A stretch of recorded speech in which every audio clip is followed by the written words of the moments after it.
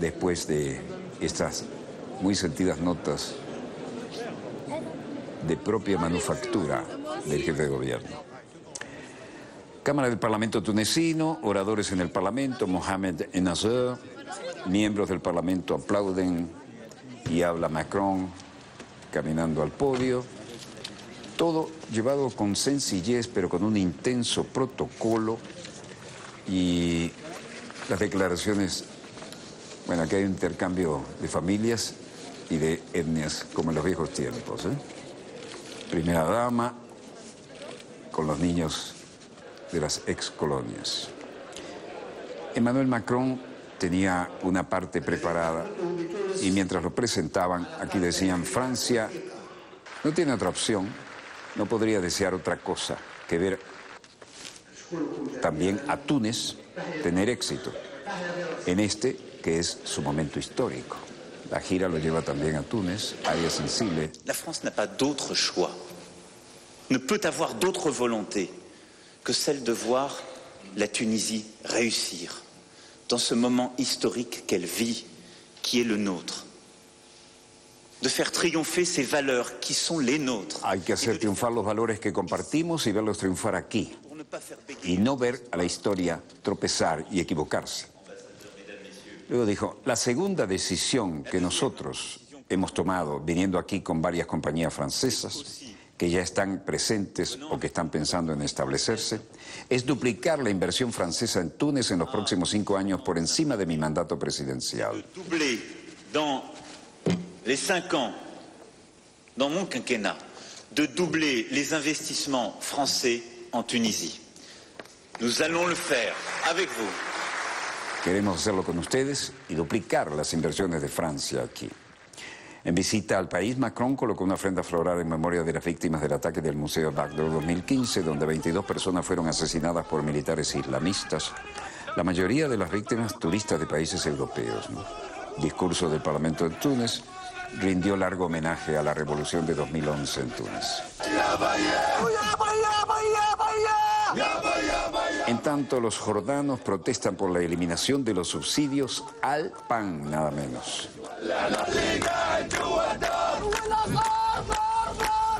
Letreros en árabe y gritos: abajo el gobierno de Mulki. Personas que cantan, protestan unidos. Se salió del horno de una panadería el tipo de pan espectacularmente sabroso que se hace allá. Una banda transportadora, esto ya es producción a gran escala. La población apilando pan en una panadería y haciendo colas para conseguirlo. Y ahí están, apilando en la panadería para colocarlo en la demanda popular. Un consultor bancario y economista, Mouflet Keul, nos dará una opinión de lo que está pasando ahí. Subsidy of bread is a controversial issue. It's been raised since... Subvenciones al pan es un tema controvertido. Se ha planteado para 5, 6, 7 años. La cuestión es cómo eliminar la subvención y compensar a las personas pobres y las familias de bajos ingresos para poder levantar este subsidio.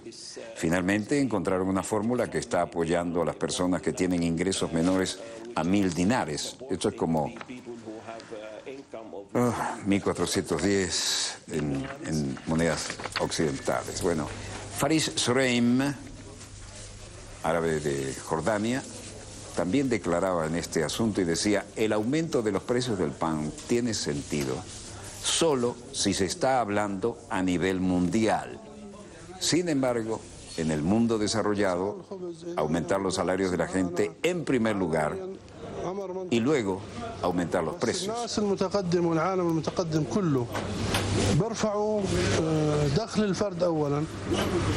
Esta subida de precios es ilógica. Por lo tanto, los salarios de las personas están siendo devorados por esta inflación. Luego habla el jefe de la Unión de Panaderos, sindicato importante, Abdelia Hamawi. Estamos preocupados por las pequeñas panaderías que se extienden por todo el reino y que solo pueden comprar 7 u 8 bolsas de harina. Nos están tratando junto con el gobierno y el ministerio para ver si podemos lograr apoyarlos. Porque esto afecta a todos y pega en el estómago. Hombre que lleva la bolsa del pan con un letrero: pan libre para los que no pueden pagarlo. Hombre haciendo pan en un horno ahí, la placa caliente. Y Zaid Zandukwa dice, propietario de la panadería, hay muchas personas que no pueden pagar el pan ahora. Así que pensé que podía darles pan a quienes lo necesitaban. ¿Por qué no? Así que comencé a hacer eso. Y muchas familias vinieron, pudimos darle y se llevaron algo. Solidaridad en el mundo musulmán. Hombres que hacen pan sobre la plancha caliente, hombres colocando el pan horneado, la gente que se reúne afuera de la panadería en espera. Decenas de jordanos se reunieron frente al Parlamento de Amán este jueves para protestar contra la decisión del gobierno de eliminar los subsidios que ponían el tradicional pan pita al alcance de todos. Bueno, estamos en la sede de las Naciones Unidas en Europa y en Ginebra, Suiza. Naciones Unidas pide a Rusia, Irán y Turquía que rompan el estancamiento de la ayuda a Siria. Y el asesor especial para asuntos sirios de la ONU, Jean Egeland, dice: la diplomacia humanitaria parece ser totalmente impotente. Estamos llegando a ninguna parte en este momento. El último convoy a una zona sitiada fue a fines de noviembre. Y el 28 de noviembre, en un lugar llamado Neshabiyah, eran solo para 7.200 personas. No hubo más ayuda que esa. Necesitamos que termine la lucha y necesitamos que Rusia, Turquía e Irán vuelvan a obtener una escalada, como la llamaron, que sí funcionó en gran medida en 2017. Ahora no hay escalada. Una escalada en el plano de la ayuda. Por el contrario, los hospitales están siendo bombardeados. Los civiles desplazados están siendo atacados por fuego cruzado por ambas partes e incluso en ataques aéreos. Esto es insoportable.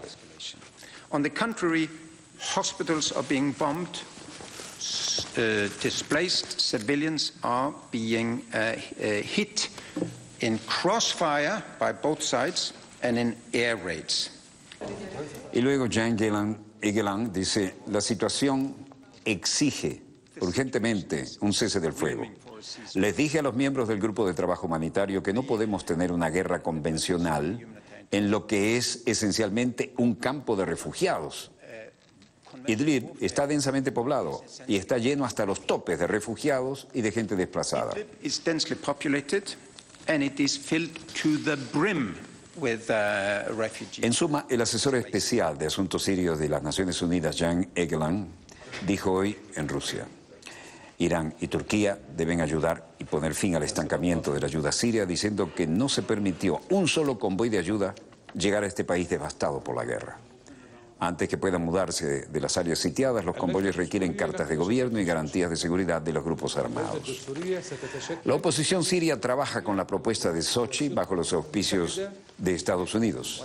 El presidente de la Comisión de Negociación Siria, Nasser al-Hariri, llega a una conferencia de prensa y dice: el Comité Constitucional no se formó en Sochi, se formará durante el proceso facilitado por las Naciones Unidas en Ginebra. Creo que hay una confusión. Incluso la declaración final establece que el Comité Constitucional se formará en Sochi y no aceptamos formarlo en Sochi. Pero si la formación del Comité Constitucional, como se fija ahora en el proceso de las Naciones Unidas en Ginebra, está en línea con la aplicación general y firme de la Resolución 2254, sin excluir ninguna parte de ella, entonces sí continuaremos nuestra interacción en el proceso de las Naciones Unidas y dentro de ese marco. La historia es que la oposición de Siria cooperará con las propuestas presentadas en una conferencia patrocinada por Rusia esta semana para reescribir la constitución del país. Mientras el proceso permanezca bajo los auspicios de la ONU, esa es la condición. Y este jueves, principal negociación de la oposición. 2 niños muertos en bombardeos en el este de Ghouta. Los cascos blancos conducen a toda velocidad y con la sirena abierta para tratar de prestar ayuda. Estamos en Misuraba, Siria.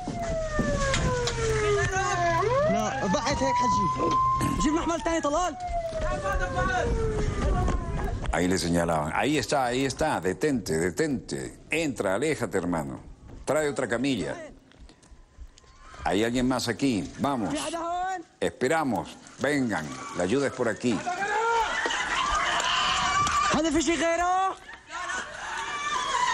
Los cascos blancos conduciendo por la calle, detrás del vehículo, nube de humo de una explosión que acaba de ocurrir y un hombre tratando de ir con la ayuda y evitar al mismo tiempo que los que están atacando los mate por esto.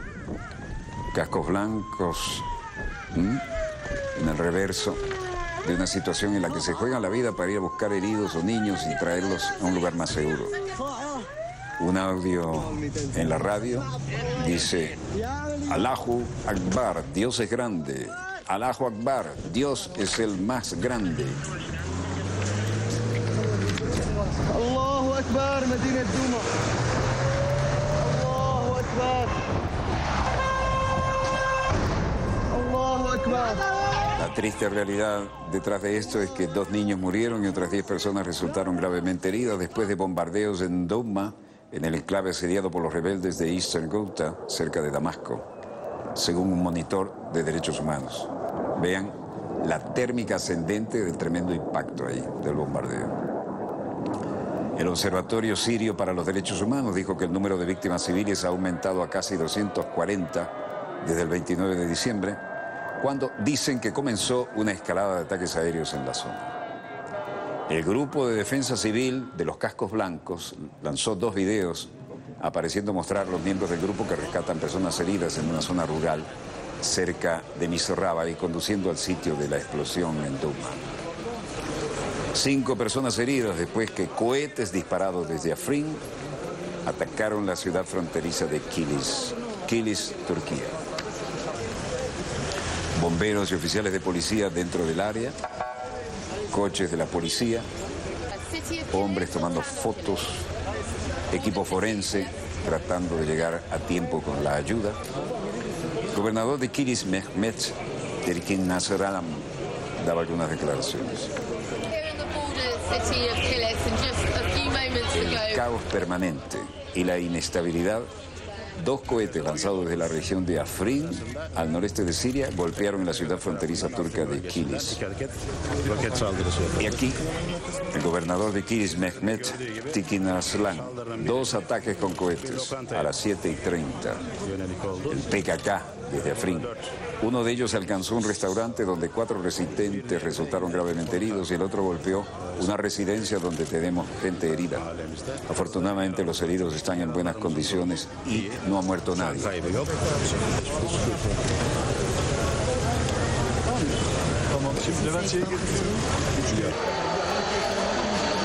El gobernador de Kilis, Mehmet Tekin Arslan, la policía subiendo los techos para llevar ayuda y tener alguna forma de control o visualizar cómo está el área.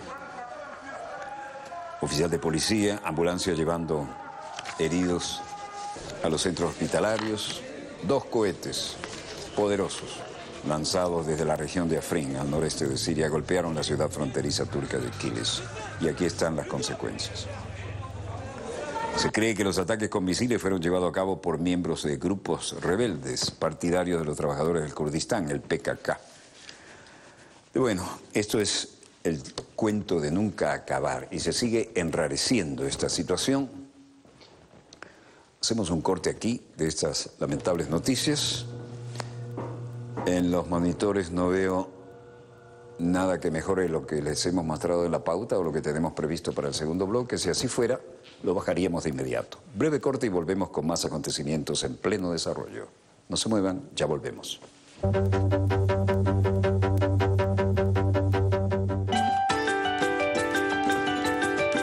Ya vuelve Dossier.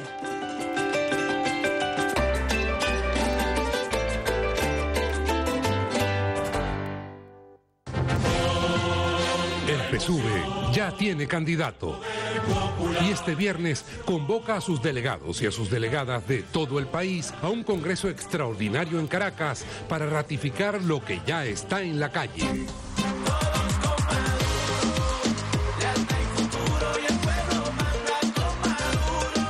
Nosotras y nosotros vamos con Nicolás Maduro. El PSUV, vanguardia de la revolución bolivariana. Desde Lobito y Chávez, allá vamos. Partido Socialista Unido de Venezuela. El Partido de la Revolución Bolivariana. El Partido de Chávez. FEINDUSTRIA es una gran comunidad. Aquí nos encontramos más de 3.500 empresarios. En Feindustria, la prosperidad nos une. A lo largo de los años hemos aprendido que los empresarios debemos trabajar unidos para sobrevivir. Venezuela lo tiene todo para alcanzar el desarrollo industrial. Somos empresarios y nuestra prioridad número 1 es Venezuela. Yo estaba en mi casa y llamaron del banco para decirme que fui beneficiaria de la tarjeta Hogares de la Patria. Y ay, qué fino, porque estaba sin empleo en ese momento y de verdad me ayudó mucho. Para mí la misión Hogares de la Patria es amor para el pueblo y es un acto de humanidad que tiene el gobierno bolivariano hacia las personas que necesitamos la ayuda. Yo como madre le digo a la revolución gracias y cuente con estos Hogares de la Patria, con esta madre que lleva el futuro en sus manos y seguiremos luchando por un mejor país.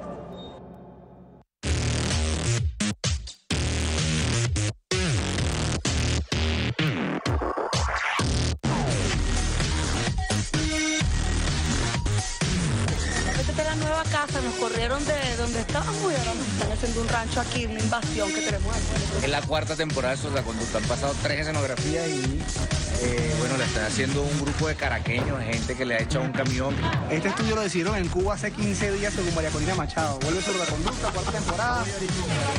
Allá, papá, la cámara para allá para que vean a la gente trabajando.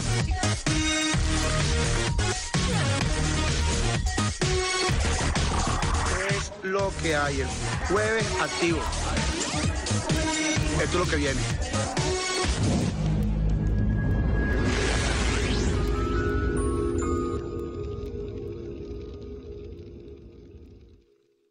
Natalicio de Ezequiel Zamora, 1 de febrero de 1817. Soldado, militar, dirigente popular, defensor del pueblo y líder de la lucha campesina venezolana. Impulsó la revolución agraria a favor de los derechos fundamentales, tierra y hombres libres. Con la estrofa Oligarcas temblad, viva la libertad, del himno de la Federación, celebramos al general del pueblo soberano Ezequiel Zamora, conductor de victorias, héroe de Venezuela y símbolo patrio de la revolución bolivariana. Su lucha y legado sigue vigente. Continúa. Dossier.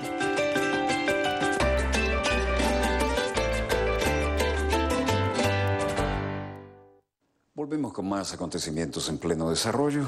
¿Recuerdan cuántas veces le dijimos el problema es que Trump, multimillonario y que logró llegar a la presidencia, ahora va a querer ser comandante en jefe, ¿no?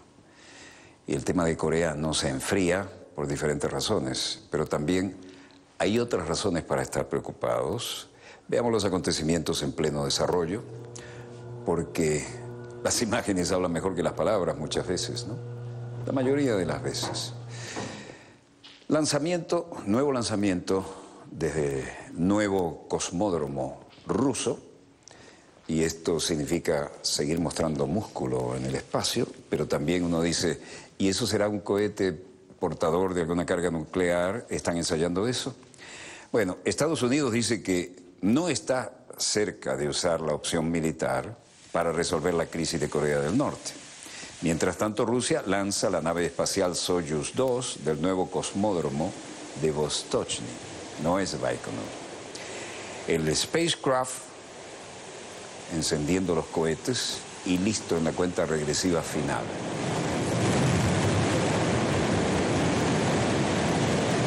¿Qué lleva la nave espacial Soyuz 2? Transporta 11 satélites rusos, alemanes y estadounidenses que despegaron del cosmódromo de Vostochny, en el lejano oriente de Rusia. Primer vuelo desde el puerto espacial más nuevo del país, desde su lanzamiento fallido en noviembre del año pasado. Se aprendió del error y este ha sido un lanzamiento muy exitoso. El cohete Soyuz 2 despegó a las 0507 hora de Moscú, desde el puerto espacial de Vostochny, primer sitio de lanzamiento de cohetes civiles en Rusia, ubicado en el espeso bosque de la taiga de la región de Amur. Según la agencia espacial rusa Roscosmos, el cohete porta 2 satélites Canopus B de Rusia, 2 satélites S-Net de Alemania y un satélite de Star One, así como 4 satélites de teledetección Lemur de Estados Unidos. Como ven, están haciendo negocios con todas las longitudes y latitudes. Noviembre pasado, la nave espacial Soyuz 2, 1RB, con satélite meteorológico Meteor M y 18 satélites más, eran pequeños, pertenecientes a empresas científicas de investigaciones comerciales de Rusia, Noruega, Suecia, Estados Unidos, Japón, Canadá y Alemania, terminaron en un fracaso. Ahora demostraron que vienen y que todo sale bien. Estados Unidos dice que no está cerca de usar la opción militar para resolver la crisis de Corea del Norte. Y en esta conferencia de prensa en Tokio, Joseph Jun, representante especial de los Estados Unidos para Corea del Norte, dice: nuestra política es en gran medida para la resolución pacífica de la crisis nuclear de Corea del Norte. Lo hemos dicho una y otra vez y lo queremos ver claramente en un diálogo. All options are on the table. And by all options, I think you have to say it has to include military options. But again, I would like to... Habiendo dicho eso, por supuesto, también hemos dicho que es muy consistente con todas las opciones que están sobre la mesa y por todas estas opciones creo que tienen que decir que hay que incluir opciones militares, pero, de nuevo, me gustaría advertir que no creo que estemos cerca de eso. En todo caso, los legisladores polacos respaldan el proyecto de ley sobre el Holocausto y ahora estamos en Varsovia, Polonia. Un proyecto que causa indignación a Israel y preocupación a Estados Unidos. Escuchando el debate sobre la ley del Holocausto, el Instituto Histórico Judío en su exterior en Varsovia, acabamos de verlo, el director del instituto Paweł Śpiewak en su oficina, y Paweł Śpiewak nos dice: algo que me resulta absolutamente sorprendente que ha comenzado a suceder en los medios públicos, incluida la televisión pública polaca, se puede utilizar un lenguaje abiertamente antisemita, un lenguaje de odio, legitimado, porque se trata del buen nombre de Polonia, que está aquí para defender a Polonia de las acusaciones. Y dice: creo que ellos, la clase dominante o parte de ellos, han visto una vez más que dividir a las personas con un método es como un método para gobernar y enfrentarse unas hacia otras sobre la base de las emociones muy fuertes y rentables para el partido gobernante de apoyo social y político. Creo que es de la misma manera que las reparaciones de Alemania o los excesos contra la Unión Europea se tratan como parte de un juego político interno. Że dzielenie ludzi jako metoda rządzenia i przeciwstawianie ludzi w oparciu o bardzo silne emocje jest dla partii rządzącej zyskowne. Na tym się zyskuje. Luego el primer ministro polaco Mateusz Morawiecki habló en el Parlamento y el presidente polaco Andrzej Duda también estaban presentes, el legislador Jarosław Kaczyński, y luchando por aclarar estos conceptos, ¿no? Y defender a Polonia de las acusaciones. Analista político Lukasz Lipinski decían: creo que hay dos cosas separadas. Una es usar el nacionalismo en política y el orgullo nacional, y esto es definitivamente lo que están haciendo. Y otra es esta ley, que es parte de eso, y que el objetivo de la ley y las intenciones en el comienzo fue que nadie dirá: nosotros somos responsables de la Segunda Guerra Mundial. Nadie nos dirá que fuimos responsables tampoco del Holocausto. Using nationalism in politics and national pride, and this is definitely what they are doing, and this bill is part of it. That the aim of this bill, in intentions at the beginning, was that no one will tell us that we were responsible for Second World War. No one will tell us that we were responsible for Holocaust. El Holocausto fue hecho por los alemanes nazis y eso debería ser otorgado por ley. Somos polacos orgullosos y defenderemos nuestro orgullo nacional, ¿no? O el interés nacional. Así que está definitivamente en el veto, pero el antisemitismo, no lo creo, para los políticos polacos, para la clase política polaca durante los últimos 30 años, era bastante obvio que el antisemitismo es una carta que usted nunca debería usar. Y ellos y el gobierno del país estaban realmente sorprendidos por lo que sucedió en Israel, pero de ninguna manera se pusieron contra la pared. Were really surprised by what happened in Israel, but somehow they put themselves against the wall. Luego el analista político Lukasz Lipinski dice, una de las características básicas de Jaroslaw Kaczynski es que no retrocede. Piensa que cuando retrocedes muestra que eres débil y es una comprensión de la política que nunca puedes demostrar que eres débil, así lo piensa él, y así que hasta el punto en que el PIS no estaba haciendo cosas similares como la de Viktor Orbán en Hungría. Viktor Orbán con sus parientes, especialmente con Bruselas, bailaba diplomáticamente y avanzaba 2 pasos adelante y estaba todo el tiempo negociando, sin embargo. En este momento Jaroslaw Kaczynski no pudo hacer política de esa manera, por lo que el PIS y Kaczynski retrocedieron en estos asuntos, y ese sería el primer encontronazo en tal caso. Viktor Orbán, with his relations, especially with Brussels, was sort of, we say, dancing diplomatically. He was moving 2 steps forward, then 1 step back. He was all the time negotiating. Up to this moment, Jarosław Kaczyński was unable to do politics this way. So. Bueno, Kaczynski, la conferencia de prensa, los emblemas, el antiguo campo de la muerte de Auschwitz, nos muestran otra vez la puerta principal en las tomas que tienen aquí de apoyo. Y allí salían también aquella terrible frase de el trabajo os hará libres, y estaba en la puerta de Auschwitz, ¿no? Iban al matadero.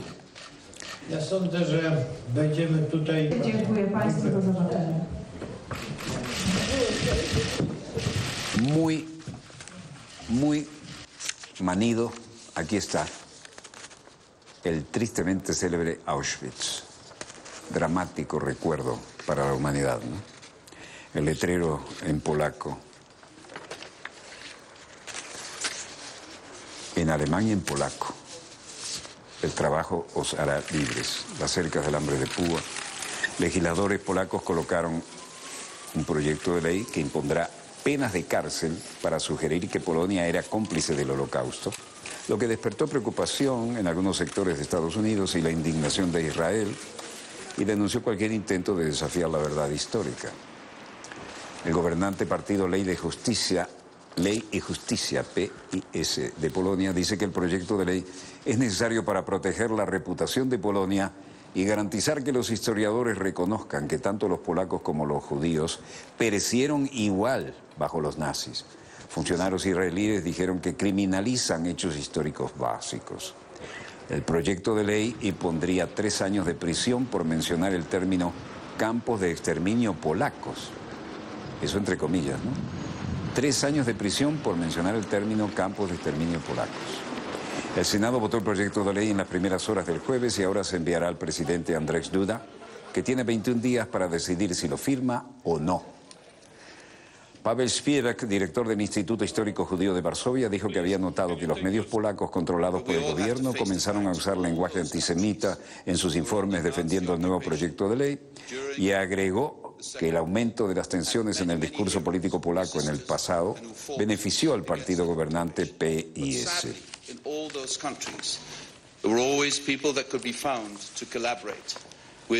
Primer vicepresidente de la Comisión Europea, Franz Timmermans, diciendo: todos tenemos que enfrentar el hecho, todos aquellos países que estaban bajo la ocupación nazi durante la Segunda Guerra Mundial, había muchos héroes que resistieron y que lucharon contra esa ocupación. Pero por desgracia, en todos esos países había siempre gente que podría ser encontrada para colaborar con los ocupantes nazis y para implementar su horrenda agenda. We will do everything to avoid in the future. Thank you very much. Thank you very much, Vice President. Thank you, Commissioner. So I remind you, if you have a more technical question on what... Bueno, los sobrevivientes del Holocausto, como el rabino Israel Lau, esperaban que los polacos enmendaran la controvertida ley, ¿no? Y aquí, sesionando, y aquí el legendario, tristemente célebre campo. Si se conoce la historia, se sabe que los campos de exterminio fueron campos de exterminio nazis. Seamos muy claros al respecto. La responsabilidad de los campos de exterminio residen en el régimen nazi y nadie más. ¿Quién dijo esto? Los periodistas que escuchaban ahí. Bueno, Sobreviviente del Holocausto, el rabino de Israel Lau espera que los polacos enmienden la controvertida ley. Y dijo, sentí que habían causado daños. Israelí Israel Lau. ¿Cómo es posible no hablar de lo que sucedió cuando las personas con números tatuados de Auschwitz siguen vivos, caminando entre nosotros? Solo en Israel hay 175.000 sobrevivientes del Holocausto que no solo estuvieron en Europa durante la ocupación nazi, pero que pasó por los diferentes campos. ¿Cómo es posible ignorar esto?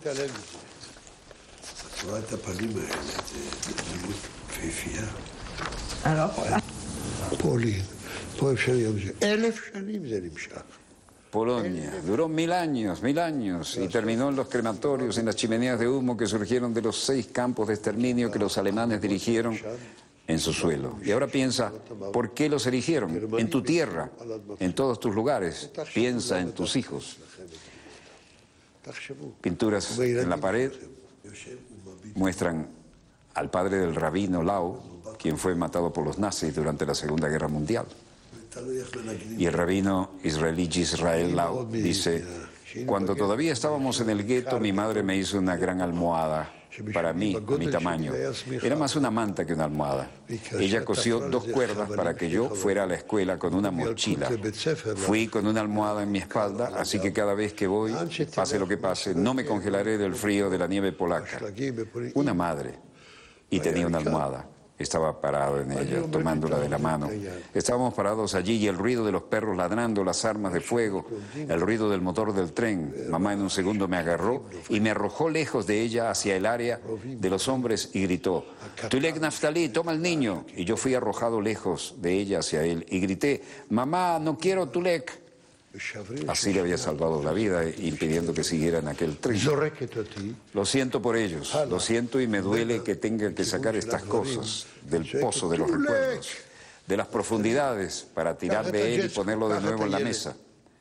Todavía estoy esperando, ya que el nuevo proyecto de ley aún necesita la aprobación del presidente polaco, que creo que lo retrasará.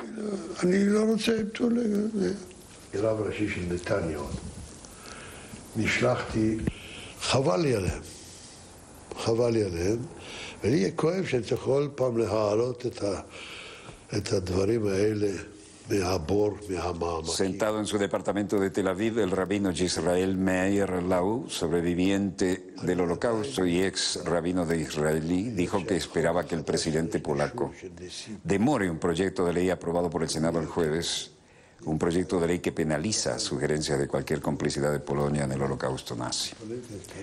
El presidente del Consejo Memorial del Holocausto, Yad Vashem, y el rabino jefe israelí, nació en Polonia.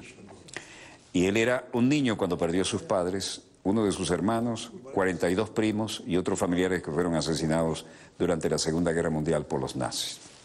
Canciller de la República Bolivariana de Venezuela denuncia en La Habana hostilidad del gobierno de Estados Unidos. Nuestro joven canciller llegaba a la capital de la hermana República de Cuba y veremos importantes declaraciones y la toma de posiciones, desde luego, con las instrucciones que llevaba de nuestro gobierno para este encuentro bilateral. Ahí está nuestro embajador, el legendario comandante y su señora esposa, recibiéndolos allí, comandante Fausto.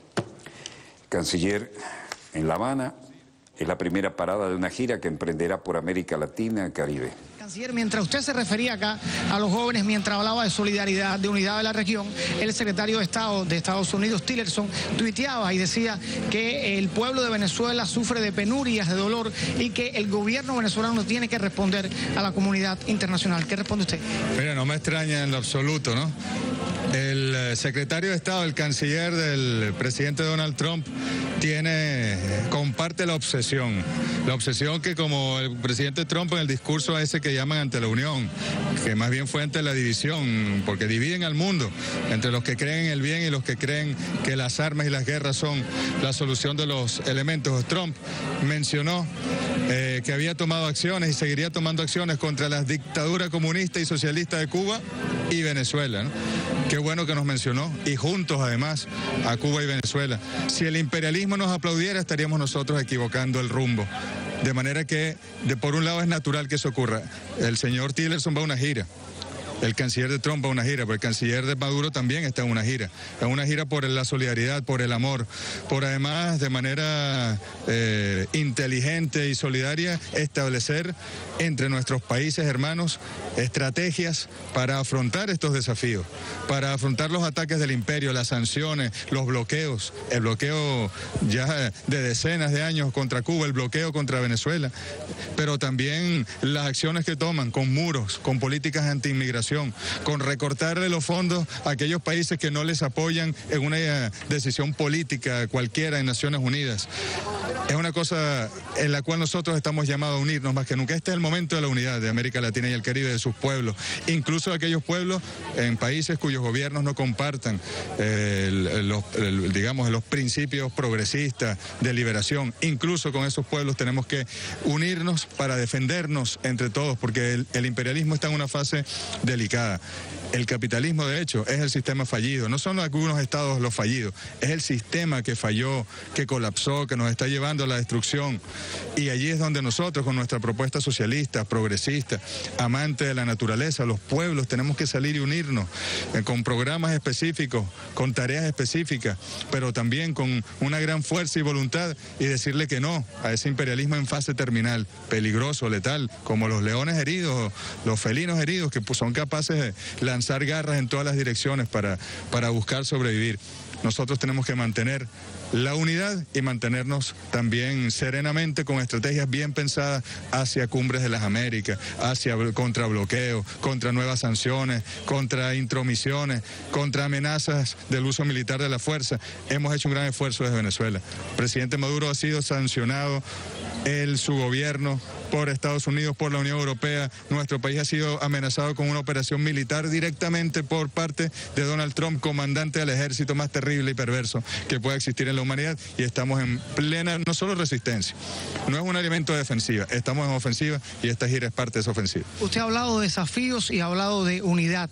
América Latina es diversa, es plural, tiene diversos sistemas políticos. ¿Cómo encontrar entonces desde la diplomacia, desde la política, un punto en común que permita que prevalezca la paz, como declararon los presidentes de la CELAC en 2014? Precisamente la CELAC, un gran instrumento creado, en buena parte gracias a aquella generación de presidentes que coincidió, como el comandante Hugo Chávez, que fue su gran impulsor, pero también, por supuesto, Fidel, Raúl, aquí en Cuba, Lula da Silva en el Brasil, los Kirchner en Argentina, Rafael Correa, Evo Morales, los sandinistas, Daniel Ortega y tantos otros del Caribe que se unieron voluntades y previeron lo que podía ocurrir. Tenemos que unirnos. No es la solución el imperialismo, no es la solución la OEA, una organización intervenida, financiada y dirigida por el imperialismo. No, tenemos que nosotros, dentro de la diversidad, que lograr el camino conjunto. Tenemos que darle fortaleza a nuestra CELAC, a los instrumentos de integración. El ALBA es un núcleo virtuoso, tanto en la CELAC como en la UNASUR, como en el CARICOM, como en el SIC. El ALBA está en todas partes, y tenemos nosotros, a partir de esos valores, principios de solidaridad y complementariedad, de igualdad del ALBA, que ir generando los fundamentos de la nueva unidad latinoamericana. Y este es el momento. Tenemos algo en común. El imperialismo es nuestro enemigo. Trump va contra México como va contra Venezuela, va contra Guatemala como va contra El Salvador, los inmigrantes, va contra Cuba como va contra países suramericanos también, si no lo apoyan. A veces no lo dice directamente, pero sí. No lo dice, en el caso nuestro lo dice, y qué bueno que lo diga, pero están actuando. El imperialismo no respeta a nadie, el imperialismo va con fuerza a imponerse, y nosotros tenemos que contenerlos y que avanzar. Bueno, declaración del Ministerio de Relaciones Exteriores de Cuba. Sigue la declaración de nuestro joven canciller y dice: declaración del MINREX. Cuba no tolera intromisiones en sus asuntos internos. El Ministerio de Relaciones Exteriores entregó el miércoles 31 de enero al encargado de negocios ad interim de Estados Unidos en La Habana, Lawrence Gombiner, una nota diplomática que expresa su enérgica protesta por la pretensión del gobierno estadounidense de violar de modo flagrante la soberanía cubana en lo que respecta a la competencia nacional para regular los flujos de información y el uso de los medios de difusión masiva, a la vez que rechazó el intento de manipular Internet para llevar a cabo programas ilegales con fines políticos y de subversión, como parte de sus acciones destinadas a alterar o cambiar el orden constitucional de la República de Cuba. La misma nota fue emitida por la Embajada de Cuba en Washington al propio Departamento de Estado de los Estados Unidos. La protesta estuvo motivada por el anuncio del Departamento de Estado el pasado 23 de enero de la decisión de convocar una, comillas, Fuerza de Tarea de Internet, cierre de comillas, integrada por funcionarios del gobierno de los Estados Unidos y representantes de organizaciones no gubernamentales con el objetivo declarado de promover en Cuba un, comillas, flujo libre no regulado de la información, cierre de comillas. Según el anuncio de la Fuerza de Tarea, examinarán los retos tecnológicos y oportunidades para expandir el acceso a Internet y los medios de difusión independientes en Cuba. La nota del MINREX demanda nuevamente al gobierno de los Estados Unidos que cese sus acciones subversivas, injerencistas e ilegales contra Cuba, que atentan contra la estabilidad y el orden constitucional cubano, y lo insta a respetar la soberanía cubana, el derecho internacional y los propósitos y principios de la Carta de las Naciones Unidas. En su mensaje, la Cancillería cubana reitera la determinación del gobierno de Cuba de no tolerar ningún tipo de actividad subversiva ni de intromisión en sus asuntos internos y, como país soberano, continuar defendiéndose y denunciando la naturaleza injerencista de este tipo de acciones. Cuba continuará regulando el flujo de información como es su derecho soberano y como es práctica en todos los países, incluidos los Estados Unidos. Cuba, además, seguirá avanzando en la información de su sociedad como parte del desarrollo del país y en función de los objetivos de justicia social que caracterizan a la revolución. Tal el comunicado del Ministerio de Relaciones Exteriores. Me informan, señor coordinador, adelante.